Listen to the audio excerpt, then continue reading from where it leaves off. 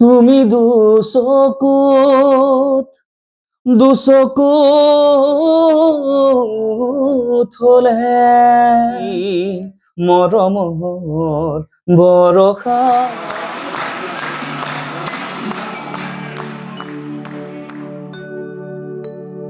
নমস্কাৰ নমস্কাৰ। আপোনালোক সকলোকে স্বাগতম জনাইছো আমাৰ অনুষ্ঠান অমৃত সন্ধানলৈ। আজি আমাৰ মাজত উপস্থিত আছে সুকণ্ঠৰ গায়ক বৰপেটাৰ ল'ৰা নয়ন বিকাশ। নয়ন বিকাশক আমি স্বাগতম জনাইছো আমাৰ অনুষ্ঠানলৈ। নয়ন বিকাশে ভ্ৰাম্যমাণতো কাম কৰিছে গায়ক হিচাপে বহু বছৰ, আৰু বৰপেটাৰ বিভিন্ন মঞ্চত তেওঁ গীত পৰিৱেশন কৰি আছে বৰ্তমানে, আৰু বেলেগ বেলেগ কামতো তেওঁ ব্যস্ত হৈ থাকে। আমি তেওঁৰ লগত আজি কথা পাতিম। নয়ন, কেনেকৈ তুমি গানৰ মাজলৈ সোমাই পৰিলা? গানটো মই সৰুৰ পৰাই গাওঁ একচুৱেলি, কিন্তু প্ৰফেচনেলি কলেজীয়া লাইফৰ পৰা হ'ল আৰু। MC কলেজত পঢ়িছিলোঁ, ডিগ্ৰী এডুকেশ্যন মেজৰ আছিলে। তোমাৰ সেই সময়ত জুবিন দাৰ পাখি পাখি মন গানটো হিট আছিলে, তো সেইটো গানেই একচুৱেলি ষ্টাৰ্টিং হয়। সেইটো গানেই গাইছিলোঁ ষ্টাৰ্টিঙত। তাৰপিছততো বহুতৰে লগত আহিলোঁ সংগত, তেনেকে তুমি গানৰ যাত্ৰা আৰম্ভ হৈ গ'ল। আৰু কেনেকে তুমি হেঙুল কেনেকে পালা? হেঙুলত প্ৰথম তুমি কাম কৰিছিলা? হেঙুলত কাম কৰিছিলোঁ। মানে তাৰ আগতে আমাৰ বৰপেটাৰ কিছুমান মিউজিচিয়ান আছে, মিউজিচিয়ান বা মিউজিক ডিৰেক্টৰ টাইপ আৰু মানুহ, তো তেওঁলোকক বহুত সান্নিধ্য আছিলে মোৰ লাইফত। মানে প্ৰথম নাম দিলোঁ আমাৰ মানৱ দা বুলি কওঁ, মানৱ দা দগাটিত ঘৰ তেখেতৰ। তো তেখেতৰ কাৰণে একচুৱেলি মই সংগীত জগতত আহিলোঁ। তাৰপিছত আমাৰ ৰাজীৱ মিউজিচিয়ান আমাৰ বন্ধু হয়, মুকুল দা আছে আমাৰ এৰেঞ্জাৰ, মিউজিক এৰেঞ্জাৰ, তেওঁলোকৰ সান্নিধ্যত আহিলোঁ। তেনেকে আৰু থিয়েটাৰ ক'ব গ'লে ৰাজীৱৰ কাৰণে থিয়েটাৰত যোৱা হ'ল। ৰাজীৱে মোক সুধিলে থিয়েটাৰত যাবি নেকি, তেতিয়া মই ইণ্টাৰভিউ দিলোঁ আমাৰ পলাশ সূৰ্য গগৈ গুৱাহাটীত গৈ। তেওঁ বজালে গীটাৰ চিটাৰ, মোক শিকালে অকণমান। তাৰপিছত ক'লে হ'ব তোমাৰ হৈ যাব হেঙুল থিয়েটাৰ। সেই যে গ'লো আৰু মৰিয়নিত গৈ পেলাই আৰম্ভ কৰিলা। কেনেকুৱা অভিজ্ঞতা, গৈ কেনে লাগিছিল প্ৰথম? মৰিয়নি মানে মই ফাৰ্ষ্টটো 2006ত ডিগ্ৰী কমপ্লিট হ'ল। ডিগ্ৰী কমপ্লিট হৈ তেতিয়া বেলেগ বেলেগ কাম কৰিছিলোঁ। তাৰ পৰা গৈ যেতিয়া থিয়েটাৰ পালোঁ, মৰিয়নি বহুত দূৰ হয় একচুৱেলি। আমি ট্ৰেইনত গ'লোঁ, আমাৰ লাগেজ বহুত থাকে, ট্ৰেইনত গৈ বহুত দূৰ হয়। তাৰ পৰা অলপ মনত পৰে ঘৰত। সেই সময়ত বহুত আবেগিক আছিলোঁ, সৰু আছিলোঁ তো, 20 ইয়াৰ্ছ। কোন আছিল ঘৰত তেতিয়া? মা দেউতা, ভণ্টিহঁত আছিলে। মই মানে ফাৰ্ষ্ট বাহিৰ গৈছোঁ আৰু আউট অফ বৰপেটা, তো সেইকাৰণে মানে বহুত মনত পৰিছিল আৰু ঘৰলৈ। তাৰপিছত যেতিয়া মানে হেঙুল থিয়েটাৰৰ যিখন নাটক আছিল খুব জনপ্ৰিয় হৈছিলে, চকু নাটকখন আছিল, ৰবি শৰ্মা আছিলে, ৰবিদা, অভিজিত ভট্টাচাৰ্য ডাঙৰীয়া আছিলে। তো যিখন চকু নাটক, এখন মানে ভ্ৰাম্যমাণত খলকনি তোলা একদম লগাই দিছিল। চকুৰ গীতটো মনত আছে? চকুৰ গানটো মনত আছিল। ভিডিঅ'টো আমাৰ ষ্টুডিঅ'ত বোধহয় হৈছিল, খুব সম্ভৱ হ'ব পাৰে চাগে, যিমান দূৰ মনত আছে। চকুৰ গীতটো আছে নে মনত? অলপ চকুৰ গানটো মনত আছে।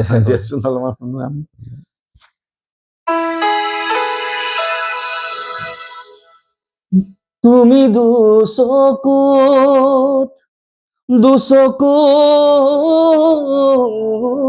হলে, তুমি দুচকুত হলে আছিলে। আৰু কেনেকুৱা অভিজ্ঞতা? তোমাৰ লগত আৰু কোন আছিলে গায়ক? ময়ে আছিলোঁ মোৰ লগত। ফিমেল ছিংগাৰ আছিলে বেলেগ। আৰু মই তাৰমানে সৰু আছিলোঁ যে, মোক মানে লগ এজন বহুত দৰকাৰ। সেইকাৰণে আমাৰ বৰপেটাৰ মিউজিচিয়ান গুণজিৎ ভৰালী, তেখেতে এতিয়া মনমিতাৰ লগত বজাই আছে।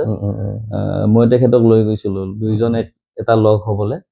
তো থিয়েটাৰত একচুৱেলি কি ৰিহাৰ্চেল সময়ত বহুত কষ্ট হয়, আৰু হেঙুলত স্পেচিয়েলি সংকল্পজিৎ হাজৰিকা ডাঙৰীয়া আছিলে, তো তেখেতৰ মানে বহুত মানে ষ্ট্ৰং হয়।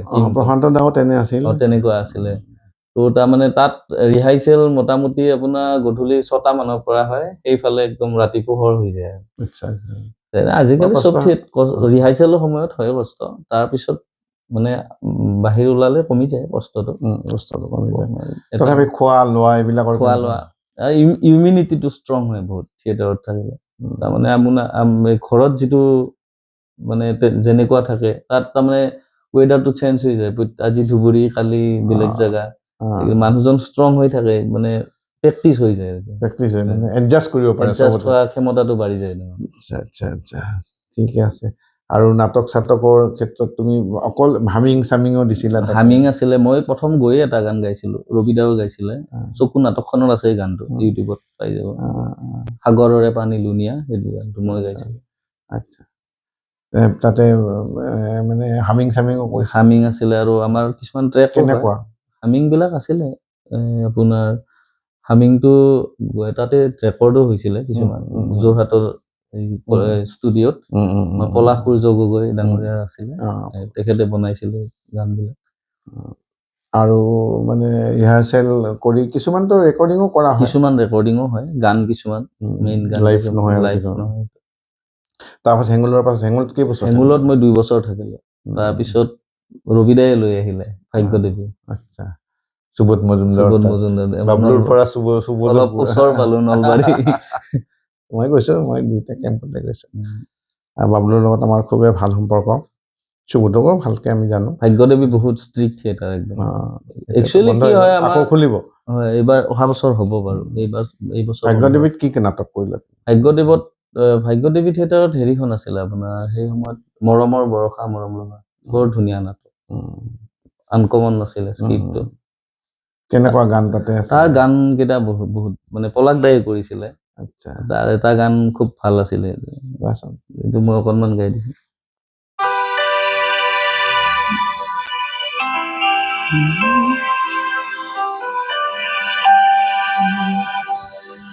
চকুতে চকু থৈ কিনো কৈ যোৱা তুমি বুকুৰ শুনিতেৰে লিখিলো এখনি চিঠি মৰমৰ বৰষা মৰম লবা বুলি মৰমৰ বৰষা মৰম লবা বুলি চকুতে চকু থৈ কিনো কৈ যোৱা তুমি বুকুৰ শুনিতেৰে লিখিলো এখনি চিঠি মৰমৰ বৰষা মৰম লবা বুলি বহুত মিঠা গান আছিলে বৰ মিঠা গান বৰ সুন্দৰ ভাল লগা গান আৰু কেইবছৰ থাকিলা তাতে এবছৰ থাকিলো ভাগ্যদেৱী তাৰপিছত আমাৰ থিয়েটাৰৰ একদম ৰজা কোহিনুৰ থিয়েটাৰ আহি পালো কোহিনুৰ থিয়েটাৰত ৰতন দা আছিলে আৰু হেৰি এই থিয়েটাৰ কৰি থকা সময়ত বৰপেটাত আহি আও দিছিলা নিশ্চয় নাই মই মানে ভাল লাগিছিলে বৰপেটাত একচুৱেলি আহি পেণ্ডেল হলে ভাল লাগে বহুত কাম থাকি যায় আৰু মই ঘৰৰ এটাই ল'ৰা মোৰ দায়িত্ব বহুত সেইকাৰণে মানে বহুত কাম থাকি যায় তাৰমানে এইবিলাক কৰিব লগা হয় আৰু মই একচুৱেলি থিয়েটাৰত গৈছো যদিও মানে ঘৰৰ বহুতখিনি কাম মোৰ হাতত থাকে আমাৰ দুজনী ভণ্টি বিয়া দিয়া দায়িত্বটো মোৰ আছিলে আমাৰ 3জনী ভণ্টি বাৰু এজনী এতিয়াও আছে মই থিয়েটাৰত থাকিয়ে মানে ভণ্টি দুজনী বিয়াত যিখিনি পাৰো মোৰ ফালৰ পৰা অৱদান আগবঢ়াইছো আৰু লাষ্ট কোহিনুৰত থাকোতে আমাৰ ৰাজকুমাৰ দা আছিলে ৰাজকুমাৰ দা মই বহুত হেল্প কৰিছে তাৰমানে আমাৰ ভণ্টি বিয়া হৈছিলে মাঘ মাহত জাৰৰ দিনত তো আমাৰ হেৰিত আছিলে থিয়েটাৰখন চেঙাত আছিলে মই ৰাতি ৰাজকুমাৰ দাৰ লগত আহোঁ আমাৰ গৌতম দাহঁতৰ ঘৰত থাকে ৰাজকুমাৰ দা ৰাতি তেওঁলোকৰ লগত মানে আহি গোটেই মেনেজ বিলাক কৰি আকৌ থিয়েটাৰ যাওঁ আকৌ নেক্সট দিনা আহো আকৌ সেনেকে মেনেজ কৰিছো এতিয়া বিয়াবোৰ কৰাইছা তুমি মই নিজে কৰালো থিয়েটাৰৰ পিছত কৰালো থিয়েটাৰৰ ছোৱালী বিয়া কৰা থিয়েটাৰ নহয় মানে হাউচ ৱাইফ থিয়েটাৰ কৰে নে নাই গান চান গায় নে নাই গান নাগায় কিন্তু মোক ছাপোৰ্ট কৰে আৰু বহুতখিনি ল'ৰা ছোৱালী মানে মোৰ ছোৱালী এজনী স্কুলত দিছো এতিয়া নাম লগাই আৰু হেৰিত এই কি কয় এই কৰি থকা সময়ত নাটক কৰি থকা গান চলি থকা সময়ত কেতিয়াবা ঘৰুৱা অসুবিধা হয় ঘৰুৱা অসুবিধা বহুত হয় আমাৰ আইতা ঢুকাইছে মই আহিব নোৱাৰিলা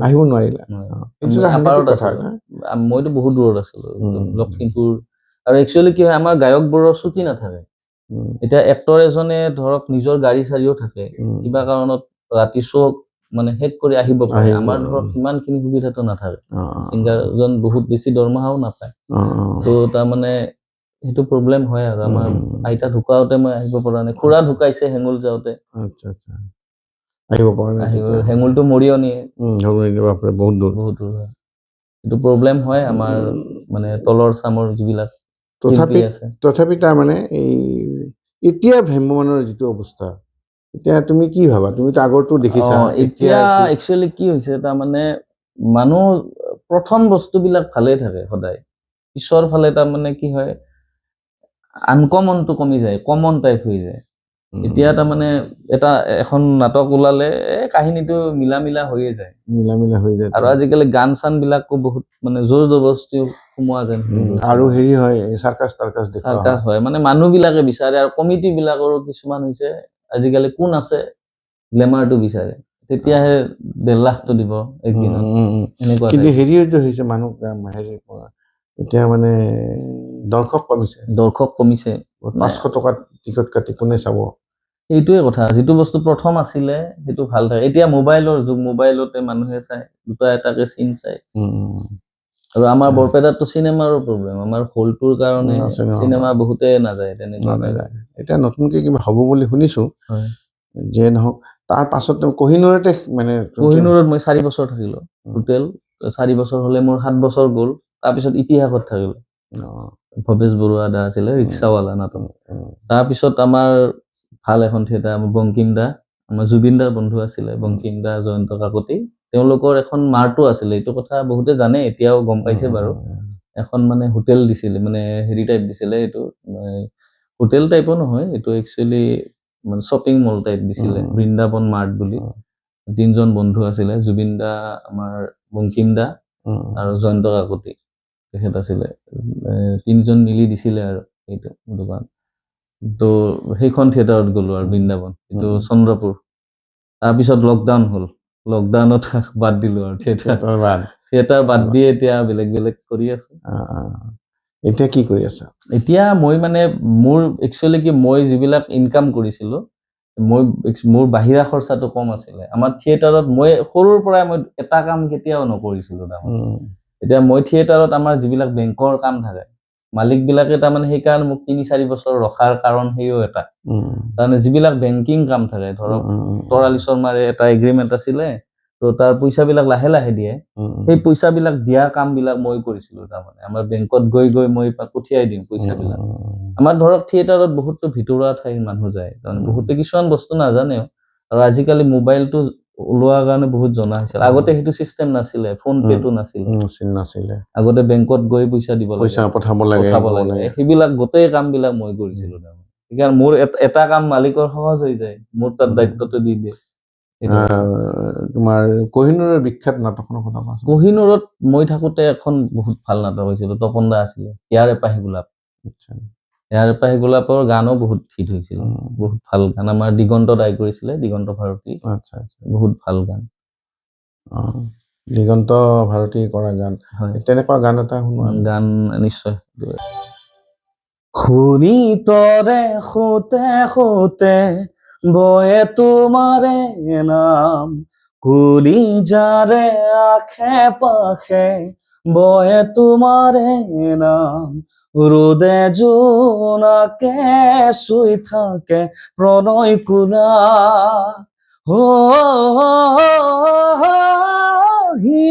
হিয়াৰ এপাহি গোলাপ, হিয়াৰ এপাহি গোলাপ, এইটো এটা আছিলে, ইয়াৰ এপাহি গোলাপ।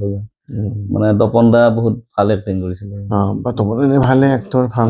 আৰু তাতে এনে থিয়েটাৰত থাকিলে বহুত মানুহৰ মানে কিছুমান মানে ঘটনা ঘটে, কিছুমান ভাল ঘটনা, কিন্তু ভাল অভিজ্ঞতা, কিছুমান বেয়া অভিজ্ঞতা।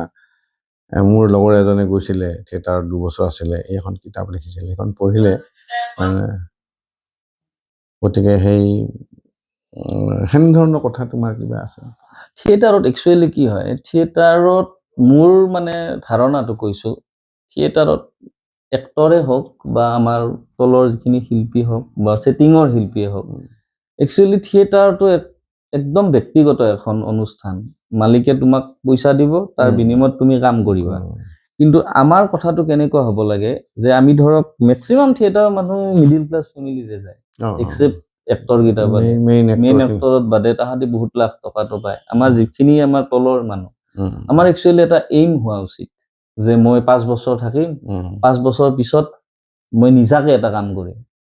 5 বছৰৰ তুমি যিটো পইচা পোৱা, থিয়েটাৰত একচুৱেলি থকা খোৱাটো ফ্ৰী হয়। যদি আপোনাৰ বাহিৰা প্ৰাইভেট খৰচবিলাক নাই, তেতিয়া ধুনীয়াকে চলিব পাৰে এজন মানুহ। এতিয়া কথা হ'ল কি, আপুনি যদি 4-5 বছৰ থিয়েটাৰত থাকি এটা পইচা গোটাই লয়, এইটো আমাৰ ৰবিদাই কোৱা কথা। আৰু আমাৰ মই একচুৱেলি বহুত এক্টৰ লগ পাইছো, অসমৰ গোটেই এক্টৰ মই পাইছোৱে, কিন্তু আমাৰ ৰবিদাৰ এটা সুকীয়া তেখেতে ছেটিঙৰ ল'ৰা এটাক মাতি আনি কয় তোমাৰ দৰমহা কিমান। সেই সময়ত দৰমহা কম আছিলে ভাগ্যদেৱী, 5,000 আছিলে বা 4,000 আছিল। বোলে তুমি এটা কাম কৰা, তুমি 5 বছৰ থাকা থিয়েটাৰত থাকি তুমি যদি 30-40,000 কেও ইয়াৰলি গোটাব পাৰা, তোমাৰ এটা তবিল হ'ব। তাত গৈ তুমি গাঁৱত এখন দোকান দিয়া। নহ'লে তুমি যদি ভাবা এই 5,000 পাইছো মই মদে ভাতে খাই বঢ়িয়াকে, ফূৰ্তি থিয়েটাৰৰ লাইফটো ফূৰ্তি না, বহুত জাগা দেখা পায়, ল'ৰা ছোৱালীবিলাক বহুত হেৰি হৈ যায়। তো তাৰমানে তেতিয়া গোটেই জীৱনটো তুমি এই মৰা কাঠ দাঙি থাকোঁতে যাব। এই কথাষাৰ মোৰ আজিও মনত আছে ৰবিদাই কোৱা কথা। আৰু সেই কথাত মানে অকল তেওঁক কোৱা নাই, একচুৱেলি আমাকো চবকে কৈছে। আৰু মই সেই কথাটো খুব ফ'ল' কৰোঁ।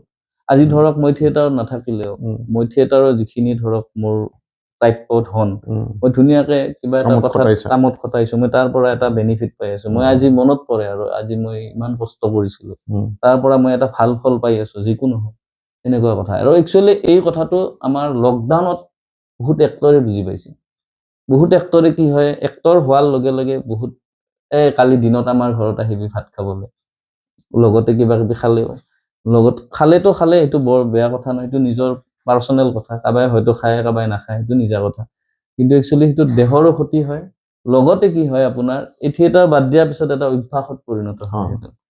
সেইটো অভ্যাস গৈ পিছত কাল হয়, সেইটো নিজা কথা, সেইটো চব মানুহৰ নহয়, কোনোবাই খায় কোনোবাই নাখায়, বা কিছুমান মানুহ নহ'বও পাৰে, সেইটো বেলেগ কথা। কিন্তু সেই এক্টৰ বিলাকে তাৰমানে কি কৰে, পইচাটো পালে বহুত মিছ ইউজ কৰে পইচাটো। মিছ ইউজ কৰাৰ ফলত যেতিয়া লকডাউন হ'ল, মোক বহুত এক্টৰে ফোন কৰিছিল, নয়ন কি কৰিছ, আমি একোৱে কৰিব পৰা নাই, এনেই আছো। আৰু একজন এক্টৰে সৰু সুৰা কাম কৰিব নোৱাৰা হয়। বেলেগ এজন মানুহে তাহাঁতৰ নিডটো কম, বেলেগ কাম কৰে, কিন্তু এক্টৰ এজনৰ লাইফষ্টাইলটো ভাল হৈ থাকে তাহাঁতৰ। যেতিয়া লকডাউন হৈ গ'ল, তেতিয়া আপোনাৰ প্ৰব্লেমত পৰি গৈছে, তেতিয়া বুজি পাইছে তাৰমানে পইচাবিলাক যে মিছ ইউজ কৰিব নালাগে। কিন্তু আৰু কামৰ সৰু ডাঙৰ নাই, হয়, কামৰ কৰ্মৰ সৰু ডাঙৰ নাই, যিকোনো কৰ্ম ভাল কৰ্ম, সৎভাৱে কাম কৰাটো এটা মানুহৰ ধৰ্ম। ভালভাৱে থাকি ভালভাৱে জীৱন যাপন কৰাটো খুব দৰকাৰী কথা। আৰু সেয়ে নিজৰ বংশধৰ ল'ৰা ছোৱালীক, সন্তানক ভাল পথ দেখুৱাই দিয়ে, আৰু সংসাৰখন ভাল হয়। নহ'লে আজি একেবাৰে কেনেধৰণৰ জীৱন যাপন, কেনে পৰিস্থিতি। গতিকে ভাল কথা কৈছা তুমি এইটো। আৰু ধৰা হেৰি, এই তাতে পৰা আহি পেলাই তুমি যেতিয়া আহিলা, তেতিয়া ইয়াত মঞ্চত গীত গাবলৈ আৰম্ভ কৰিলো। সেইটো তাত মানে এনেও মই থিয়েটাৰত থাকোঁতে একচুৱেলি বহাগ জেঠ প্ৰগ্ৰাম কৰোঁ, ষ্টেজ প্ৰগ্ৰাম বিলাক, মানে আউট অফ বৰপেটা বেছি হয়, পাঠশালা নলবাৰী সেইটো চাইডে বহুত প্ৰগ্ৰাম কৰিছিলো, বা গুৱাহাটী চাইডে, বৰপেটাতো কৰোঁ। আমাৰ বিশেষকে আমাৰ বিজেপি অফিচ বা আমাৰ ছাত্ৰ সন্থা যিমান প্ৰগ্ৰেম হ'লে মোক ফোন কৰিব, আৰু কিবা এটা ভাল পায়, আৰু সেইটো ময়ো তেওঁলোকক শলাগ ৰাখিছো, আৰু সেইকাৰণে এইটো শ্ব'ৰ জৰিয়তে। আৰু হেৰি, এই কি হয় ভ্ৰাম্যমানত, মই এই গায়ত্ৰী মহন্তৰ লগত কথা পাতোঁতেও মই দেখিছিলোঁ, আৰু বহুত মই স্বাগতা বৰুৱা বা এনেকৈ বহুতক ছোৱালীবিলাকক পাইছিলোঁ, তাহাঁতে কি হয় মানুহৰ ঘৰত থাকে, হেৰি লেভেলৰ মানুহখিনি, আৰু গায়ত্ৰীহঁতক মাতি নিয়ে বহুতে থাকিবলৈ মাতি নিয়ে। আমাৰ ঘৰতে তাই বহুত দিন থাকি গৈছিলে, এই শ্বুটিং কৰোঁতে, হোটেলত থকা নাছিলে। এই যে মানুহৰ ঘৰত তোমাক এতিয়া কোনোবা ফোন চোন কৰে নে? কৰে নিশ্চয়। সেইটো এটা বহুত আপুনি ভাল ধুনীয়া কথা কৈছে। তাৰমানে আমাকো একচুৱেলি মানুহৰ ঘৰত বহুত দিছিলে। আৰু একচুৱেলি কি হয়, আমাৰ থিয়েটাৰ বুলি ক'লে গাঁৱত বেছি মৰম পায়। আমাৰ টাউনৰ মানুহৰ কি হয়, 4জন মানুহ, 4জনে কাম কৰে। গাঁৱত কি হয়, ধৰক গিৰিয়েকে কাম কৰে, ঘৈণীয়েক ল'ৰা ছোৱালী এইবিলাকে কাম নকৰে, তাহাঁতে ঘৰতে থাকে। আৰু আমিও ঘৰত থাকো, আমাক মানে ইমান প্ৰশ্ন সুধিব আৰু ৰবি শৰ্মা অহা বছৰ ক'ত থাকিব, ৰবি শৰ্মাৰ ঘৈণীয়েক কোন, ল'ৰা ছোৱালী কোন, আৰু সেই মানুহবিলাক 3 দিনত একচুৱেলি আমি 3 মাহ থকা যেন লাগি যায়। আৰু পাহৰিব নোৱাৰি। মইতো ফাৰ্ষ্ট থিয়েটাৰত যাওঁতে বহুত দুখেই লাগিছিলে মানে যেতিয়া পিছত অভ্যাসত পৰিণত হ'ল, আমিও মানে অলপ প্ৰফেচনেল হৈ গ'ল। প্ৰথম কেইবছৰমান বহুত দুখ লাগিছিল, মানে ইমান মৰম কৰে, আৰু সেই মৰম কিজানি আমি ঘৰৰ মানুহৰ পৰাও কম পাওঁ। তাৰমানে কেতিয়াবা ইমান মৰম কৰে, মানে আপুনি বহুত আৱেগিক হৈ যাব। হয় হয়, মই পাইছো তেনেকে। মই গাঁৱত গৈছিলো সিদিনা প্ৰগ্ৰাম কৰিবলৈ, 2 বছৰমান আগৰ কথা। মোৰ লগৰ বন্ধু, আৰু আমাৰ নিজৰো দুখটো তাত মানে ওলাই পৰি যায়। তাৰমানে আমি ইমান ব্যস্ত হৈ যাওঁ টাউনৰ মানুহবিলাক, মোক তাৰমানে তাহাঁতি ডাইৰেক্ট দিয়া নাই। মই ফাংচনখন কৰিলো, ৰাতিপুৱা মোৰ বেলেগ ঠাইত প্ৰগ্ৰেম আছে, মাকে এটা বটলত মোক তাৰমানে গাখীৰ গৰম কৰি বেডখনত সোমাই দিছে। তাৰমানে গাখীৰৰ সেইটো মই কিজানি নানিমেই, সোমাই দি একো কোৱা নাই। আৰু মোৰ বেডখন বেছি ডাঙৰ নহয় বাৰু, মানে গম পোৱা নাই মই গাখীৰ যে দিছে। তাৰপৰা মই আধা মান আহি পাওঁতে মোক ফোন কৰিছে ল'ৰাই, বাবা ফোন এটা কৰ ইয়াত। ফোনটো কৰোঁতে মোক কৈছে, নয়ন তুমি বেগত গাখীৰ আছে অলপ, তুমিতো নিদিলা হয়, মই তোমাক লগত দি পঠিয়াইছো। সেই মৰমটো আমি কিন্তু কৰিব নোৱাৰো। হয় হয় হয়, তেনেকুৱা বহুত কথাই আছে। মই গুৱাহাটী দূৰদৰ্শনৰ নিউজ টিনজাৰ হিচাপে গোটেই নৰ্থ ইষ্ট ঘূৰিছিলোঁ এটা সময়ত। তেতিয়া চেনেলবিলাক নাছিলে, তেতিয়া মই কিছুমান মানুহৰ ঘৰত টিভি ৰিপৰ্ট কৰিব যাওঁ, থাকোঁ। এতিয়াও মনত পৰে, মোৰ যাব মন যায়। কি হ'ল সেই ল'ৰা ছোৱালীবিলাক, তাহাঁতে চাকৰি বাকৰি ক'ত কৰিলে, বিয়া বাৰু হ'লনে নাই। 3 ঘৰ মানৰ মোক বিয়াত মাতাও মোৰ মানে মনত আছে। মোক বিয়াত মাতিছিল, মই যাব পৰা নাই, কিন্তু 2 এঘৰ তাত গৈছোঁ মই ওচৰ পাজৰৰ। সেইবিলাক কথা মনত পৰে। তোমালোকৰ নিশ্চয় মনত পৰিব ধৰণৰ কথা, তুমি যিটো কথা ক'লা। আৰু আমাৰ বেছি হয়, আমি 3 দিন মানুহ পাওঁ। এমাহত আমি 10 ঘৰ মানুহ পাওঁ। এমাহত 10 ঘৰ হ'লে আপোনাৰ বছৰততো মোটামুটি 70খন মানুহ যায়।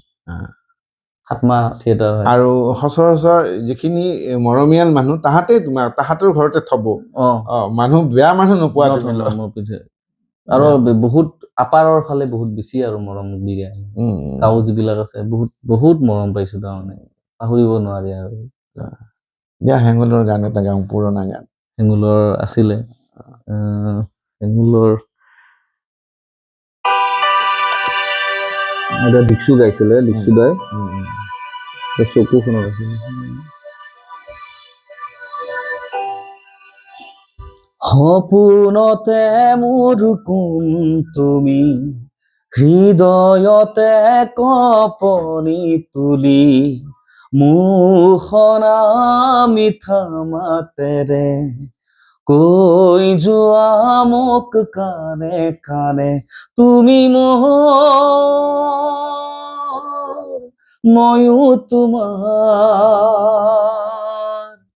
দুচকুত আহি তুমি দিয়া ধৰা,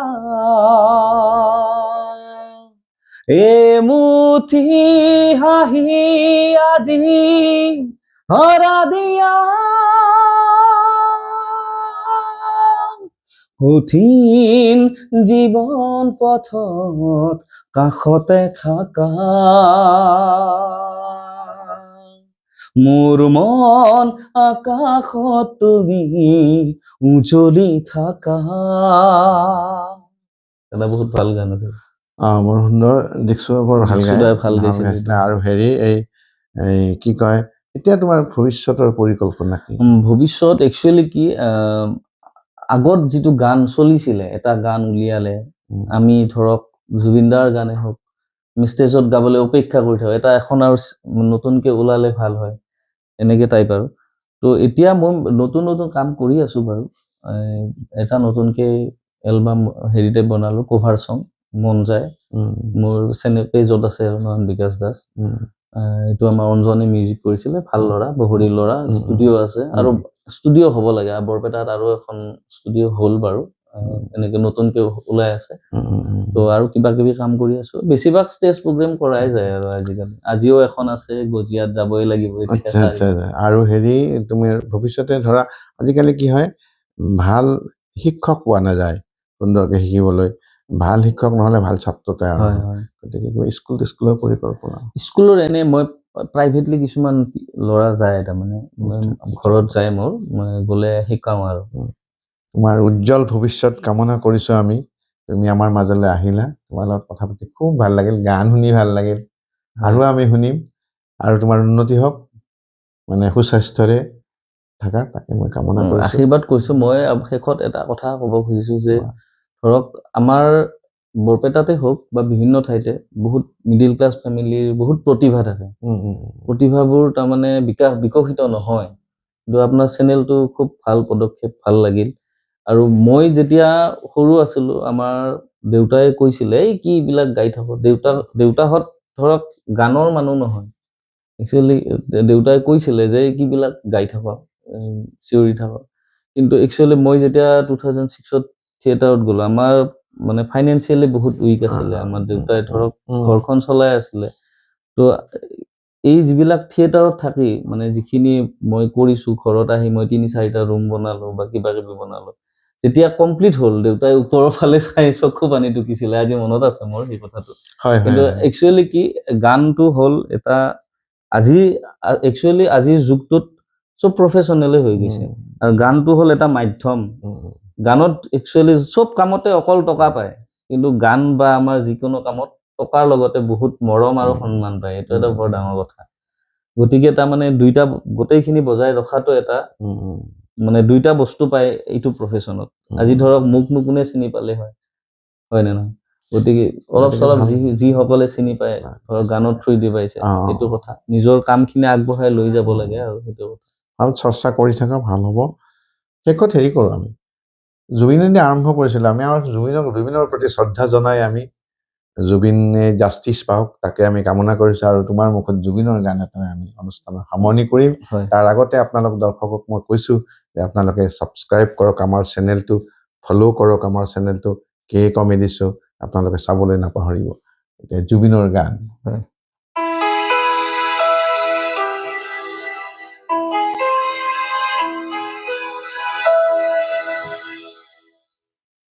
তুমি যেন পপীয়া তৰা, আকাশৰ বুৱতী নৈ, তুমি যেন আৱৰি ধৰা উষাহৰ বুৱতী নৈ, উষাহৰ গভীৰ পিয়াহত তুমি যেন জীয়া চৰাই হৈ, তুমি যেন পপীয়া তৰা, আকাশৰ বুৱতী নৈ। ধন্যবাদ। নমস্কাৰ।